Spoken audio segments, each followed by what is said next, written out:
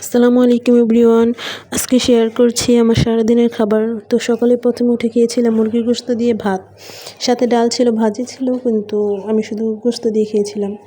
তারপরে দুপুরে হচ্ছে আম্মু মানে ডিম দিয়ে আর মুরগির গোশত দিয়ে বিরিয়ানি রান্না করছিল। বিরিয়ানিটা কালার দেখে তো বুঝতে পারতেছেন, অনেক মজা হয়েছিল।